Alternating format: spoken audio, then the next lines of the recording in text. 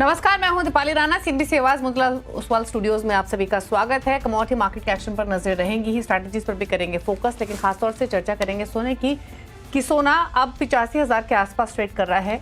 क्या ये कंसोलिडेशन का दौर शुरू होने के संकेत हैं? क्या ये खरीदारी का मौका है? रणनीति ट्रेडर्स इन्वेस्टर्स की क्या होनी चाहिए, हर पर्सपेक्टिव से जानने की कोशिश करेंगे क्या स्ट्रैटेजी आप रखें। साथ ही बात करेंगे कच्चे तेल की कि काफ़ी समय से एक दायरे में कच्चा तेल कारोबार कर रहा है। क्या ये मौका दे रहा है एंट्री का? क्या फंडामेंटल्स यहाँ से बनते हुए दिखाई दे रहे हैं? इन सब पर भी करेंगे फोकस। और साथ ही बात करेंगे एडिबल ऑयल पैकिंग की तिलहन को ड्यूटी बढ़ाने का क्या फ़ायदा मिलेगा। फिलहाल अवेलेबिलिटी किस तरीके की है, डिमांड ट्रेंड्स कैसे बन रहे हैं, प्राइसिंग को लेकर किस तरीके की स्थिति है, तो पूरी है एडिबल ऑयल पैक पर भी हमारा फोकस रहेगा। और इन सब पर बातचीत करने के लिए हमारे साथ निर्मल सिक्योरिटीज़ के कुणाल शाह, साथ ही लाला जुगल किशोर ज्वेलर्स के डायरेक्टर तान्या रस्तोगी हमारे साथ बने रहेंगी। नर्मल बैंक सिक्योरिटी से कुणाल शाह तो होंगे, साथ साथ गंगानगर कमोडिटी के एवीपी अमित खरे भी हमारे साथ होंगे। और साथ ही आगे शो में हम बात करेंगे एशिया पाम ऑयल अलायंस के चेयरमैन अतुल चतुर्वेदी से, और साथ ही जीजीएन रिसर्च के मैनेजिंग पार्टनर नीरव देसाई भी हमारे साथ बने रहेंगे। आप सभी का स्वागत है शो में। लेकिन शुरुआत सोने के साथ ही कर लेते हैं। पहले लेकर आते हैं डोमेस्टिक मार्केट में किस तरीके के प्राइस लेवल्स आज एक हर बार में देखने को मिल रहे हैं, किस तरीके के ट्रेंड्स हैं। हालांकि इंटरनेशनल मार्केट्स में अगर हम देखें तो फिलहाल जो प्राइसेस हैं, स्पेशली गोल्ड के कॉमेक्स पर अगर देखें तो यहाँ पर हमने एक नरमी देखी। नरमी आने के बाद थोड़ी सी स्टेबिलिटी दिखाई दे रही है। $2870 के आसपास कारोबार कर रहा है। ऑलरेडी अपने रिसेंट हाई से डिसेंट प्राइसेस नीचे आते हुए हमने देखे हैं। लेकिन क्या ट्रेंड बन रहे हैं यहाँ से डिमांड के, प्राइसिंग के, उन सब पर करते हैं बातचीत। तान्या रस्तोगी हमारे साथ बनी हुई। ताना, आपसे डिमांड ट्रेंड्स भी पूछेंगे, लेकिन क्योंकि आप फंडामेंटल्स को भी काफ़ी कीनली ट्रैक करती हैं, प्राइसिंग पर भी आपकी नज़र रहती है, क्या आपकी अंडरस्टैंडिंग कहती है फिलहाल प्राइसेस को लेकर? अब क्या मान के चलें कि यहाँ से थोड़े समय में एक दायरे में रह सकता है, मौका दे सकता है गोल्ड निवेश करने का, फिजिकल बाइंग करने का? कैसे लग रहे हैं आपको भाव यहाँ से? देखिए, नमस्ते दीपाली जी। मेरे हिसाब से ये सोने ने एक अच्छा मौका दिया है। एक थोड़ा पॉजिंग आया है जो उसका रैली एक्सपेक्टेड था, क्योंकि हमारा डॉलर वापस रीडॉलराइजेशन का एक ट्रेंड सा आ रहा था, जो हमारा एक्सपेक्टेड था कि अगर ट्रम्प प्रेसिडेंसी लेंगे तो डॉलर वापस स्ट्रेंथन होएगा। लेकिन अभी आप अगर देखें तो वो टेंटर हुक्स पे है कि जो गोल्ड को हर ट्रिगर पे एक बार वापस भरता है, वो ट्रिगर्स अभी टेंटर हुक्स पे हैं। जैसे कि अभी आप देखें तो यूरोप में एक ड्राफ्टिंग पीस प्लान कर रहे हैं फॉर यूक्रेन, जिसकी वजह से यूरो ने भी यूएसडी के ऊपर मार छोड़ी है, तो वो सोने में हमको इजाफा देखने को मिल रहा है। उसके अलावा जो 4 मार्च को एक यूएसडी टैरिफ का जो on Mexico, on Canada, on China जो शुरू होना है, वो भी उसकी वजह से भी डॉलर पे वापस वीकनेस आनी, हेडविंड रहेगा, जो हमें अगले हफ्ते भर में देखने को मिलना चाहिए गोल्ड में फायदा। तो अभी हमको बहुत ज़्यादा नहीं, लेकिन हाँ छोटे मोटे ट्रिगर्स हैं। ज़ेलेंस्की का भी सुनते हैं कि वो सीज़ फायर के कॉल्स को रिजेक्ट कर रहे हैं। तो ये सारी चीज़ें हैं, ये छोटी छोटी जो है ट्रिगर करेंगी गोल्ड के प्राइसेस को वापस अप। तो ये अभी जो हमारा आई थिंक अच्छा डिप है, ये खरीदने का समय है। आपको अगले हफ्ते 10 दिन में गोल्ड वापस भरता हुआ ही दिखेगा। अच्छा तान्या, फिर तान्या डिमांड ट्रेंड्स कैसे देखने को मिल रहे हैं फिलहाल? किस तरीके की बाइंग आ रही है? बुकिंग्स आगे के लिए कैसे आ रही? कुछ कंज्यूमर बिहेवियर में चेंजेस नोटिस हुए हैं क्या, जो रीसेंट सर्ज हमने देखा गोल्ड प्राइसेस में उसके बाद है वो फर्क हो गया है? जैसे पहले, अच्छा ओल्ड गोल्ड भी अब काफी वापस आ रहा है, ज्वेलरी नहीं बिकने आ रही है, लेकिन हाँ एक्सचेंज होने जरूर आ रही है। जैसे अभी पहले के जमाने में ट्रेंड था सॉलिड गोल्ड की ज्वेलरी का, अब जैसे मोर टर्किश टाइप का ज्वेलरी या इटालियन ज्वेलरी, जो स्मार्ट ज्वेलरी होती है, तो स्मॉल टिकट साइज में इटालियन ज्वेलरी बिक रही है, बड़े सेट शादी के में फैलावट वाली। तो जैसे सॉलिड एक कंगन लाके उसको एक्सचेंज करके आप जो फैलावट वाला ज्वेलरी है कि उतने में एक सेट भी आ गया, कंगन भी आ गया, टीका भी आ गया। तो ऐसा वाला डिमांड सोने की नहीं कम हुई है, लेकिन किस टाइप के प्रोडक्ट चेंज हो रहा है वो जरूर बदला है। चलिए, thank you Tanya quick comments share करने के लिए डिमांड और प्राइसेस पर। कुणाल शाह भी हमारे साथ बने हुए, अमित खरे भी हैं। कुणाल, पिछले हफ्ते इनफैक्ट आपसे बातचीत हो रही थी, ट्रिगर्स तो जो हैं उसका इम्पैक्ट हमने गोल्ड प्राइसेस पर ही देखा है। डॉलर इंडेक्स की मूवमेंट इंपॉर्टेंट है, यूएस का inflation data in line with expectations आया है, फेड की पॉलिसी पर नजरें हैं, ट्रम्प पॉलिसीज पर नजरें बनी हुई हैं। लेकिन प्राइसेस को लेकर एक अभी आपका एक करंट व्यू क्या है? क्या मान के चलें कि अब यहाँ पर मौका दे रहा है गोल्ड एंट्री करने का? रेंज नियर टर्म में क्या देख रहे हैं? तो पिछले हफ्ते one of the major reason gold गिरा था, that was because of there was expectation that US, Ukraine और रशिया के बीच में एक पीस टॉक होके सीज फायर हो जाएगी, and that was one of the major reason why gold corrected the way it did. अभी जो फ्राइडे इवनिंग को जब ट्रम्प की और जेलेंस्की की जो मीटिंग हुई, उसमें पूरा जो सबको मालूम है पूरा माहौल चेंज हो गया। इंस्टेड ऑफ पीस टॉक नया टेंशन हो गया मिस्टर ट्रम्प और जेलेंस्की के बीच में। सो ये सब चीजें अनप्रेडिक्टेबल होती जा रही है। सो अभी क्या पीस टॉक होगी या नहीं होगी, या सीज फायर आगे बढ़ेगा या नहीं बढ़ेगा, फिर से हर एक छोटी छोटी चीज में अनसर्टनिटी, टैरिफ और बढ़ेंगे या फिर रिवर्स हो गए नहीं मालूम है, ये पीस टॉक होगा नहीं होगा, हर एक चीज ये ऐसे पूरा माहौल बन गया है कि कोई भी चीज में आप सर्टेनिटी से कुछ नहीं कह सकते हो कि ऐसा होगा ही। सो जब तक ये पीस टॉक का कोई पॉजिटिव आउटलुक नहीं आता है तब तक गोल्ड में पुल बैक देखने मिल सकता है, which can take gold on upside 84,900 और 85,000 तक फिर से अप्रैल कॉन्ट्रैक्ट। सो थोड़ा बाइंग बायस रखना चाहिए। If there are news of again peace talk taking place and there is a positive outcome, then again gold will go down because geopolitical premium जो built हुआ है गोल्ड में वो कम हो रहा है। इंडिया चाइना से डिमांड कम है, ज्वेलरी डिमांड कम है, इन्वेस्टर ईटीएफ डिमांड भी थोड़ी मॉडरेट हुई है। सो ऊपरी स्तरों में सेंट्रल बैंक बाइंग भी थोड़ी मॉडरेट हुई है। सो ऊपरी स्तर पे गोल्ड को $3,000 का एक हर्डल है, $3,000 के ऊपर नियर टर्म में जाता हुआ नजर नहीं आ रहा है इमीडिएटली। लॉन्ग टर्म में इवेंचुअली जाएगा, बट नियर टर्म में 3,000 is a strong support area for Comex future. So मेरी ट्रेडर्स को ऐसी ओपिनियन है दैट हल्का सा बाइंग आपको देखने मिल सकता है, which can take gold to $28-80 on the spot side and on the future side 84,900। Okay, अच्छा, कच्चे तेल पर एक क्विक राय और ले लेते हैं। अमित, आपकी राय क्या है? यहाँ पर काफी समय से एक रेंज में ही कारोबार होते हुए हम देख रहे हैं, क्या व्यू है नियर टर्म का ट्रेडिंग पर्सपेक्टिव से? और अगर स्लाइटली ब्रॉडर पर्सपेक्टिव हो तो क्या यहाँ पर स्लोली एंड ग्रेजुअली एंट्री लेनी चाहिए? ओवरऑल देखा जाए दीपाली तो क्रूड ऑयल जो है ये डाउन ट्रेंड में चल रहा है। मेरे को लग रहा है उछाल पर बिकवाली की रणनीति ट्रेडर्स को अपनानी चाहिए। शॉर्ट टर्म की अगर मैं बात करूं तो 6160-70 के आसपास प्राइसेस अगर मिलती हैं तो यहाँ पे बिकवाली करें। 6220 रुपए का स्टॉप लॉस लगाएं। नीचे इंट्राडे के लिहाज से 6050 रुपए का टारगेट रखें।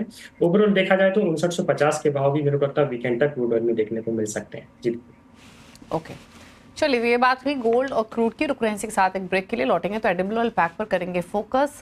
जल्द वापस आते हैं छोटे से ब्रेक के बाद।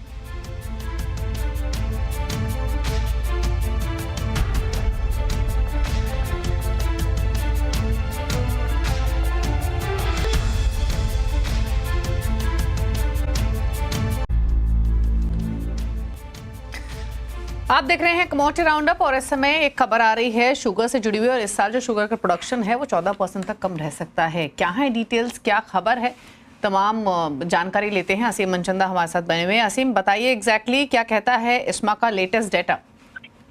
दीपाली, 28 फरवरी को इस्मा ने लेटेस्ट डेटा जारी किया है। इसके मुताबिक चीनी के उत्पादन में 14% तक की गिरावट देखने को मिल सकती है।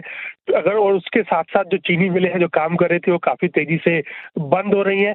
अगर मैं पिछले साल की बात करूं तो सिर्फ 65 मिलें बंद हुई थी इस वक्त तक, लेकिन अब 177 मिलें ऑलरेडी उन्होंने फंक्शन करना बंद कर दिया। तो इसके साथ साथ जो मौसम विभाग है उसने भी हीट वेव की चेतावनी जारी की है कि जो मार्च है वो मार्च से लेकर के मई तक बहुत सामान्य से ज्यादा गर्मी रहेगी, हीट वेव रहेगी। तो उसके चलते जो गन्ने का रस है उसका एकरेज काफी कम हो सकता है। वहां पर उत्पादन आपको चीनी का बहुत तेजी से गिरता हुआ भी दिखाई दे सकता है। तो इससे चीनी के दाम भी बढ़ सकते हैं। ये भी बता दूं कि अब तक जो चीनी के दाम है एस ग्रेड शुगर के वो 6.5% तक बढ़ चुके हैं। तो अब जो लेटेस्ट डाटा आया इसके बाद चीनी का उत्पादन और कम होता हुआ नजर आ रहा, तो चीनी के दाम आपके लिए आने वाले दिनों में और भी बढ़ सकते हैं। तो ये एक इम्पॉर्टेंट खबर शुगर से जुड़ी हुई कि उत्पादन कम होने की आशंका, कीमतें ऑलरेडी 6.5% तक बढ़ चुकी है और यहाँ से कीमतें और बढ़ सकती हैं। फिलहाल ये डाटा इंडिकेट कर रहा है। शुक्रिया आपका असीम ये डिटेल्स बताने के लिए। लेकिन आगे बढ़ेंगे और बात करेंगे एडिबल ऑयल पैक की। सरकार खाने के तेलों की इंपोर्ट ड्यूटी बढ़ाने का विचार कर रही है, लेकिन जानकार कह रहे हैं कि ना तो इससे किसानों को फायदा होगा और ना ही इंडस्ट्री को। पिछली बार सितंबर 2024 में ड्यूटी बढ़ी थी, लेकिन उसके बाद भी तिलहन की फसलों के दाम अब भी एमएसपी के नीचे ही कायम है। इस पर बातचीत करते हैं। हमारे साथ हैं अतुल चतुर्वेदी हमारे साथ बने हुए हैं और साथ ही हमारे साथ नीरव देसाई भी हैं। आप दोनों का ही स्वागत है। अतुल जी नमस्कार। पहले तो आपसे समझना चाहेंगे, 6 महीने से का भी समय नहीं हुआ है पिछली ड्यूटी को बढ़े हुए और अब दोबारा ड्यूटी बढ़ाने की बातचीत की जा रही है। पिछले मूव से तो मदद मिली नहीं थी। अब अगर ऐसा होता है कि सरकार इंपोर्ट टैक्सेस को रेस करती है, क्या इस बार हेल्प करेगा? नहीं, देखिए, मैं इस बात से सहमत नहीं हूं कि पिछली ड्यूटी ने मदद नहीं की थी। अगर उस समय ये गवर्नमेंट का सपोर्ट नहीं आता ड्यूटी बढ़ाने का, तो सोयाबीन जो उस समय बिक रहा था उससे भी 5-7 हजार रुपए नीचे चला जाता। तो मैं समझता हूँ उस समय जो गवर्नमेंट ने ड्यूटी लाई थी वो बड़ा टाइमली थी और अप्रोप्रिएट थी। तो आज की तारीख में मैं समझता हूँ ड्यूटी बढ़ाने का बहुत बड़ा फायदा तो नहीं मिलने वाला, थोड़ा बहुत फायदा जरूर मिलेगा। पर आज की तारीख में वो कहावत है ना कि दर्द हो रहा है पेट में और दवा दे रहे हैं सर दर्द की। तो आज की तारीख में जो बेसिक प्रॉब्लम है इस समय इंडस्ट्री की, वो है ऑयल मिल्स का निकास। ऑयल मिल जो सोयाबीन मिल है, जैसे उससे 40,000 रुपए के आसपास का दाम हुआ करता था, 27 रुपए में बायर्स नहीं है। और रेपसीड मिल या मस्टर्ड मिल जिसको हम लोग कहते हैं, कि वो समझ लीजिए आप पिछले साल 25-26 हजार रुपए के हिसाब से थी, आज 15,000 में कोई लेवाल नहीं है। राइस ब्रांड डीओसी का एक्सपोर्ट गवर्नमेंट ने बैन कर रखा है। तो मैं समझता हूँ मेजर प्रॉब्लम है इसको एड्रेस करने की, कि आज की तारीख में ऑयल मिल जो है is a big contributor to the overall mix. अगर ऑयल मिल को आप संभाल लेंगे by way of export duty के ऊपर इंसेंटिव, राइस ब्रांड को जो बंद किया हुआ है एक्सपोर्ट उसको खोल दीजिए, तो ये सारी चीजें मैं समझता हूँ ऑयल सीड सेक्टर के लिए फायदेमंद होंगी और एमएसपी पे डेफिनेटली सीड बिकना चालू हो जाएगा। और इसके साथ साथ अगर ड्यूटी भी बढ़ जाती है तो कोई प्रॉब्लम नहीं है। दूसरी जो इंडस्ट्री की जो खास प्रॉब्लम है वो है कि ड्यूटी डिफरेंशियल जो है ना बिटवीन क्रूड एंड रिफाइंड, उसको बढ़ाना चाहिए। जो आज 7.5% है उसको मिनिमम 15% करना चाहिए। तो इससे बहुत सारे सेक्टर्स को फायदा मिलेगा। तो मैं समझता हूँ जैसे ओलियो केमिकल है, आज की तारीख में पाम की रिफाइनिंग में ओलियो इसका स्टीयरिन का भी प्रोडक्शन होता है, वो आज की तारीख में प्रैक्टिकली 0 ड्यूटी पे आ रहा है। तो all these things I think somebody needs to address. तो उसके बाद फायदा होगा, अकेले इससे नहीं होगा कि ड्यूटी बढ़ा दें। नीरव, आपने सुना अतुल जी को भी, आपका भी मानना ये है कि सिर्फ ड्यूटी बढ़ाने से फायदा नहीं पहुंचेगा, क्योंकि ऑलरेडी प्राइसेस एमएसपी से नीचे कारोबार कर रहे हैं, नई फसलें आना शुरू हो जाएंगी जो फर्दर प्रेशर डालेंगी। पिछली बार डेफिनेटली थोड़ी बहुत मदद मिली ड्यूटी बढ़ाने से, लेकिन उसके बावजूद भी डिमांड तो इम्पैक्ट हो ही रही है। आपके हिसाब से प्राइसेस को देखें तो सिर्फ इस कदम से मदद नहीं मिलेगी प्राइसेस को हेल्प करने में? तो बेसिकली देखिए, जो सितंबर की ड्यूटी बढ़ाई थी उस टाइम पे सोयाबीन सीड का हार्वेस्ट था। सोयाबीन का क्रशिंग और प्राइस रियलाइजेशन मेजरली डिपेंड करता है सोया डीओसी पे, और वर्ल्ड ओवर डीओसी का मार्केट बहुत बेरिश है। साथ ही में डीडीजीएस का high production because of ethanol का वो बाई प्रोडक्ट है, उसने डोमेस्टिक में भी सोया डीओसी या जनरल सारी मील मार्केट का डिमांड कम किया है। तो उसका बहुत ज्यादा फायदा नहीं आ पाया। जैसे अतुल जी ने कहा, जरूर है कि अगर ये नहीं होता और तेल के भाव नहीं बढ़ते तो शायद सोयाबीन जो 4200 अभी बिक रही है उससे भी नीचे बिकता, जो कि एमएसपी 4850 या 4890 है। पर अभी की सिचुएशन में है कि मस्टर्ड का हार्वेस्ट अपकमिंग है और मस्टर्ड में ज्यादा तेल का फायदा होता है। तो अभी हाल ये हायर रहना या फर्दर छोटा मोटा हाइक आना वो डेफिनेटली मस्टर्ड को सपोर्ट करेगा। और अब ये देखने की बात है कि सरकार कंज्यूमर वर्सेस फार्मर के इक्वेशन में कैसे ये बैलेंस आउट करना चाहती है। मैं जरूर मानता हूं कि मिल मार्केट में एक बड़ा मेजर इशू हो रखा है। अगर सरकार उसमें कुछ करती है तो भी ओवरऑल ऑयल सीड्स को बेनिफिट आएगा। और साथ ही में एक लॉन्ग टर्म के लिए डायनेमिक ड्यूटी स्ट्रक्चर जो है वो भी अगर कभी सरकार लॉन्ग टर्म के लिए निकालेगी तो वो भी बहुत अच्छा रहेगा। अच्छा, क्विकली अतुल जी एक चीज़ और, रिपोर्ट्स तो ये भी थी कि ऑर्डर्स भी इंडियन रिफाइनर्स की तरफ से कैंसिल किए गए हैं इस एंटिसिपेशन में कि कहीं सरकार ड्यूटी ना बढ़ा दे, इंपोर्ट ड्यूटीज़ में हाइक ना हो जाए। और आपके पास इस तरीके की कोई जानकारी है क्या, पहली चीज़। और दूसरा ये, आपकी राय, अगर सिर्फ यही मान के चलें कि इंपोर्ट ड्यूटी में बदलाव सरकार करती है, कितना करती है वो देखना होगा, अगर ऐसा कदम उठाती भी है थोड़ी बहुत मदद मिलेगी प्राइजेस को या नहीं? डेफिनेटली मदद तो मिलेगी। जहाँ तक जैसा नीरव ने बोला है ना, मस्टर्ड में ज्यादा करके ऑयल ज्यादा कंटेंट ज्यादा होता है, 40-42% का लेवल होता है ऑयल का, तो डेफिनेटली मदद तो वो मिलेगी। पर उसके साथ साथ ये भी जरूरी है कि ऑयल मिल जो कि आज की तारीख में DDGS जो मक्के से बन रहा है या राइस से बन रहा है, उसने ऑयल मिल्स को बहुत बेतहाशा दबा रखा है। तो इससे कोई बहुत बड़ा फायदा नहीं हो रहा, पूरा ऑयल सीड सेक्टर इसके वो हो रहा है। और जहां तक कैंसलेशंस का सवाल है, आज की तारीख में पाम इंडस्ट्री जो है ना, वो आज की तारीख में रिफाइनिंग पाम की तो हिंदुस्तान से तकरीबन खत्म सी हो रही है। तो मैं समझता हूँ कोई ताज्जुब नहीं है कि अगर इंडियन रिफाइनर्स ने पाम के सौदे कैंसिल किए हों, वो इसलिए भी हुआ कि आज बना के घर से पैसे तोड़ना कोई होशियारी की बात तो होगी नहीं। राइट। तो ये सारे फैक्टर्स तो हैं। जी, चलिए, शुक्रिया अतुल जी और नीरव, आप दोनों का ही कोई कमेंट शेयर करने के लिए इस खबर पर। तो डेफिनेटली स्टेप्स और भी सरकार को लेने की ज़रूरत है अगर एक्चुअल में इंडस्ट्री और फार्मर्स को हेल्प करनी है। चलिए, शुक्रिया आप दोनों का ही। और कुणाल शाह और अमित खरे बने हुए हैं। कुणाल, आप कैसे देखते हैं पूरी एडिबल ऑयल पैक को? जी, मैं एडिबल ऑयल ट्रैक नहीं करता हूँ अभी। ओके। अमित, आप कुछ कमेंट करना चाहेंगे? बड़ा मूवमेंट तो नहीं आएगा दिवाली, जैसे अभी 127 के आसपास अब प्लस टैक्सेस सोया पोर्ट का जो भाव चल रहा है, मेरे को लग रहा है 132 से 134 के आसपास के भाव उसमें देखने को मिल सकते हैं। तो मौजूदा स्तरों पर थोड़ी सी खरीदारी ट्रेडर्स कर सकते हैं। 4 से 5% का अपसाइड का मूवमेंट यहाँ से देखने को मिल सकता है। ओके। अच्छा कुणाल, स्पाइसेस के पैक पर आपकी राय क्या रहेगी? यहाँ पर लगातार हम प्रेशर ही देख रहे हैं, आज के कारोबार में भी प्राइसेस नीचे है, कैसे देखते हैं आप टर्मरिक, जीरा, कोरिएंडर?